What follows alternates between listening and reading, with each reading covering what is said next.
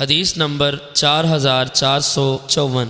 حضرت عبد الرحمن بن عوف رضی اللہ عنہ بیان کرتے ہیں، بدر کے دن میں صف میں کھڑا تھا کہ میں نے اپنے دائیں بائیں انصار کے دو نوجوانوں کو دیکھا۔ میرے دل میں خیال آیا کاش میں دو طاقتور آدمیوں کے درمیان میں ہوتا۔ اتنے میں ان میں سے ایک لڑکے نے مجھے اشارہ کر کے کہا، اے چچا، کیا آپ ابو جہل کو پہچانتے ہیں؟ میں نے کہا، ہاں پہچانتا ہوں۔ اے بھتیجے، تجھے اس سے کیا کام ہے؟ اس نے کہا، مجھے بتایا گیا ہے کہ وہ رسول اکرم صلی اللہ علیہ وسلم کو گالیاں دیتا ہے۔ اس ذات کی قسم جس کے قبضہ قدرت میں میری جان ہے، اگر میں اس کو دیکھ لوں تو اس وقت تک اس سے جدا نہیں ہوں گا جب تک ہم میں سے وہ مر نہ جائے جس کی موت پہلے لکھی ہوئی ہے۔ حضرت عبد الرحمن بن عوف رضی اللہ عنہ فرماتے ہیں، مجھے اس سے تعجب ہوا تو دوسرے نے اسی طرح اشارہ کر کے وہی بات کہی۔ فرماتے ہیں، زیادہ دیر نہ گزری کہ ابو جہل پر میری نظر پڑ گئی جو لوگوں کے درمیان گشت کر رہا تھا۔ میں نے کہا، دیکھتے ہو یہ شخص تمہارا مطلوب ہے جس کے بارے میں تم پوچھتے ہو۔ فرماتے ہیں، وہ دونوں اس پر